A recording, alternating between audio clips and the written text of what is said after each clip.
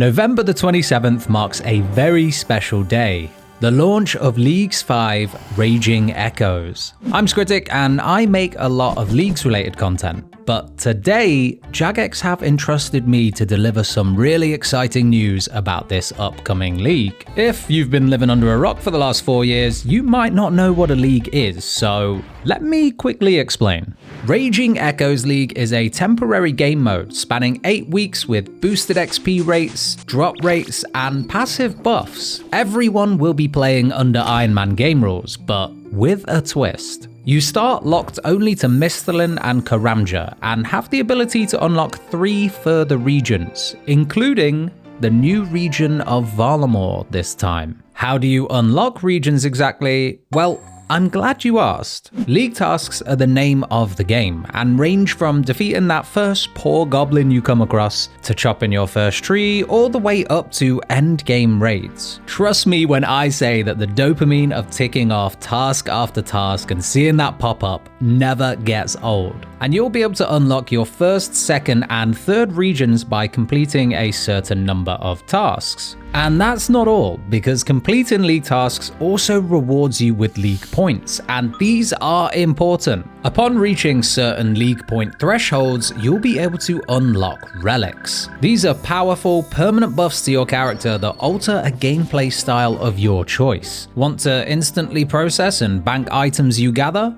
No problem. Have you got an excess amount of GP and want to use that to train prayer? It's possible. I think you get the picture, so let me tell you all why I'm really here today. In line with the titular theme of Leagues 5, Echo bosses are a new feature. These are powerful variants of existing bosses with beefed up hit points and added mechanics for a fresh challenge. More importantly though, they drop new, never before seen items. There's 1 Echo boss per region, excluding the starting regions of Misthalin and Kourend, so don't panic, you won't have to deal with Jad spawning a set of more Jads that spawn a set of more Jads that spawn a set of more Jads that... You get the idea. To access an Echo boss, you'll need to beat the regular version of that boss. And in doing so, there's a chance that that boss will drop an Echo Orb. These are region specific and can be used to permanently access the Echo version of that region's boss. Now, I'm not going to spoil what each one of these new challenges have in store for you, but let me take you on a grand tour around Gielinor for a sneak peek at the new exciting drops from these Echo bosses.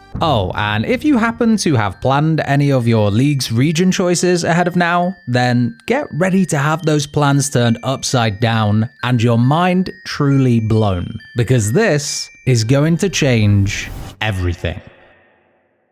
Alright, the first stop on our tour is the Kourend Desert.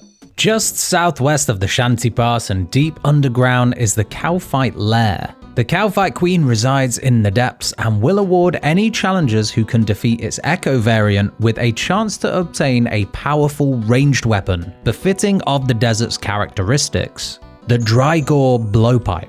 Just like its toxic variant, the Drygore Blowpipe uses darts for ammunition, which are conveniently unlocked for fletching after completing the Tourist Trap quest. The Drygore Blowpipe is incredibly fast and accurate, working like a ranged version of the Osmumten's Fang. Its built-in passive rolls for accuracy twice before taking the highest result, all while attacking at a lightning 2-tick attack speed. I can think of some keen desert enthusiasts who will be very happy with a strong ranged option that will make light work of most of the desert denizens. Next, we're headed to the region of Asgarnia. And for this one, we're gonna need 91 Slayer and a Hellhound Slayer task, because we're headed deep into the Tavali dungeon to find everyone's favorite hell puppy, Cerberus. If you're lucky enough to obtain the Asgarnia Echo Orb, you'll no longer need a Slayer task to fight the Echo variant of Cerberus. Now, have you ever wondered what it would be like if you could forge all of the God Swords into one? Well, Echo Cerberus makes that a reality, as it'll have a chance to drop the Dog Sword. Whoever came up with that name is a genius. For 50% of your special attack energy, the Dog Sword will hit a target and apply every single God Sword effect. freezing, healing, reducing defenses, increased accuracy, and even more damage. The dog sword does it all. And who knows, if you're lucky enough to pair this with a relic that enhances your special attacks, this has some insane potential. Let me talk to you guys about the wilderness. It's sprawling with bosses, all suitable candidates for an Echo variant, but there is one boss here that has stood the test of time, and you can find it just west of the lava maze. The King Black Dragon. There aren't any requirements to access this boss, so grab your anti-dragonfire shields because this Echo variant can drop not one, but 2 Echo items. The Thunder Kopesh and the Thousand Dragon Ward. The Thunder Kopesh is a powerful sickle-shaped slashing sword, imbued with the power of thunder and lightning. When attacking with the Thunder Kopesh, you'll have a 20% chance to summon a lightning bolt. This deals area of effect damage in a 3x3 area around your target, especially useful for getting through groups of monsters quickly. The Kopesh's special attack takes this effect one step further, and for 50% of your special attack energy, you'll quickly attack twice. If either of those hits are successful, an additional lightning bolt is summoned for up to 100% of the original attack's max hit. This weapon is insanely strong and even does full damage against the corporeal beast. But before I get carried away, let me tell you guys about the Thousand Dragon Ward. Strong attack bonuses with more melee strength than a defender, and some beefy defensive bonuses to round it off. But what really makes the Thousand Dragon Ward special is its passive effect. While wielding the Thousand Dragon Ward, you will be immune to pretty much all negative status effects. Dragonfire, desert heat, poison, venom, and many, many more. These 2 items combined are making the wilderness look extremely promising this year. Wildy good. Next, we're headed into Morytania, and I hope you all remembered that I asked you to get 75 Slayer and a Gargoyle task for this one because we'll need a brittle key for where we're going. On the roof of the Slayer Tower are the Grotesque Guardians. If you can get a hold of the Morytania Echo Orb, you won't need a Slayer task to access this Echo variant, and if you're good enough to come out on top, there's a chance you'll be able to bag yourself the Gloves of the Damned. As far as their stats go, they're just as strong as Barrow's gloves, which is very fitting for its extremely powerful passive effect. While equipped, the Gloves of the Damned double the effectiveness of all Barrow set effects and additional set effects provided when wearing an Amulet of the Damned. And luckily for us, the gloves act as if you have an Amulet of the Damned equipped, meaning every set of Barrows gets turned into an absolute powerhouse with these gloves. Arim's set gains a 50% chance of combat spells dealing 60% more damage. The Carol set becomes a machine gun with a 50% chance to hit a target twice, and the infamous Darok set is going to be capable of dealing up to 194% bonus damage when at 1 HP. So grab your spades and get digging. The Fremennik region is our next stop, and while there aren't any requirements to get to our destination, you'll want to be prepared with at least some overhead prayers and a pet rock. Or, you know, a friend. That'll work. On the 6th level of the Waterbirth Island dungeon are the Dagonoth Kings. Each of the Dagonoth Kings uses a different attack style, so this won't be an easy challenge. But by defeating the Echo variants, you'll have a chance to get the 2 best pieces of jewelry that Leagues 5 has to offer: the Amulet of the Monarchs and the Emperor Ring. Both of these pieces of jewelry provide incredible stat bonuses: attack, defense, prayer bonus, melee and range strength, and of course a huge amount of magic damage as well. These 2 items really are a jack of all trades and make Fremennik the perfect support region to pair with whatever else you're cooking up. Now, who laughed at me when I said Fremennik was going to be S tier this year? Yeah, I thought so. The Kingdom of Kandarin. This place has historically been known as an especially strong region for magic users, and that's not about to change anytime soon. Just southwest of Castle Wars is the Smoke Devil dungeon, and you'll be able to take on the Thermonuclear Smoke Devil here once you have 93 Slayer and a Smoke Devil task. But just like the other Slayer bosses, the Echo variant does not require you to have a Slayer task once you obtain the Kandarin orb. This Echo variant of Thermi has a chance to drop an offhand item that allows you to tune into the elements of the world and exploit weaknesses like never before. The Devil's Element. This neat little incense burning looking thing provides some generous magic accuracy, a 6% magic damage boost, and some prayer bonus on top. But the real magic behind the Devil's Element is its passive ability to harness the power of the elements. While equipped, the Devil's Element counts as any elemental rune, and it will allow you to double the effectiveness of any elemental weaknesses exploited. There are a ton of fun bosses across Gielinor with an elemental weakness which are going to be even more prominent with this item, and may even open some different strategies for you to try. In the previous league, the Tirannwn Shadow was everyone's favorite magic item, but this will definitely close the gap for other elemental staffs like the Nightmare Staff to stand at the very top alongside it. A little further to the west is the beautiful green area of Tirannwn. Okay, maybe it's not all beautiful. And for this region's Echo variant, you'll be taking a trip into the heart of Prifddinas to take on the Gauntlet.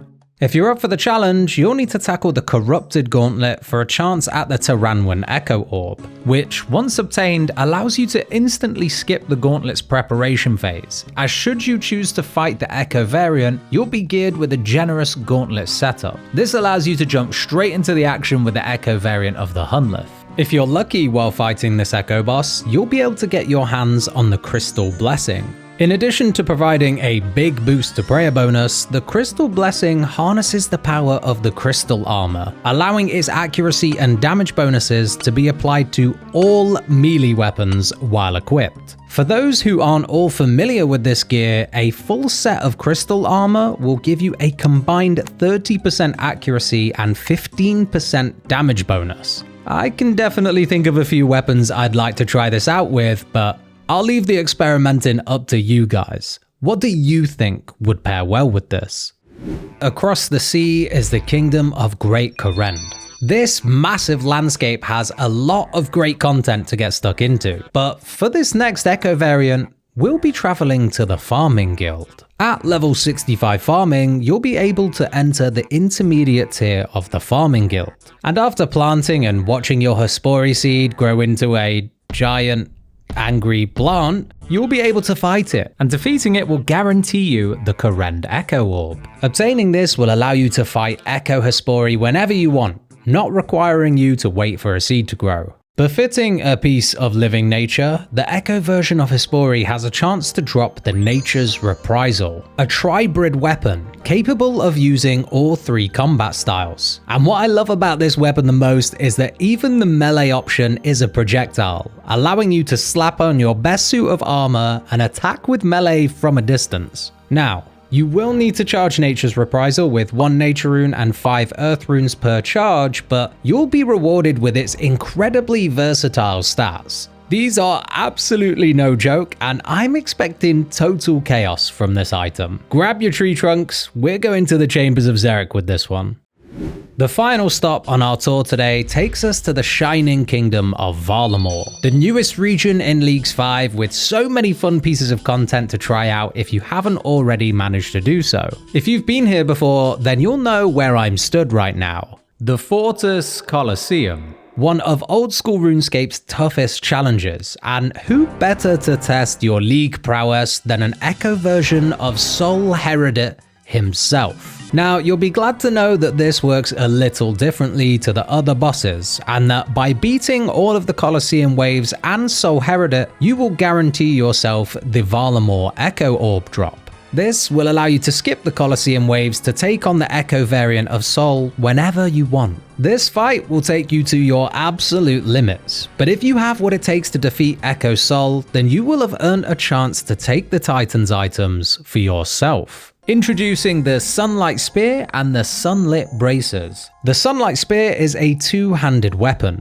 boasting some generous defensive stats and an insane amount of melee strength for those big numbers we all know and love. But there is so much more to this weapon. Attacking with the Sunlight Spear grants you a stack of sunlight, up to a maximum of 20 stacks. And this is where the weapon's special attack comes in. Using the special attack will consume 7 sunlight stacks, releasing the built up energy and hitting every target around you within a 3-tile radius. What's even more impressive about this special attack is that the damage is increased per point of prayer bonus that you have. Good job the Colosseum might just give you something to help with boosting that. The Sunlight Bracers provide powerful utility through their strong stats, but more importantly, their passive ability, which increases all healing you receive by 100%. Sharks go from healing 20 to 40, and just one Ceradamin brew can heal as much as 128 hit points. And there are a ton of other ways to heal in Old School RuneScape, making this item incredibly versatile no matter what regions you're thinking of going for. I think it's safe to say that Varlamore is shaping up to be an incredibly exciting new region to this league.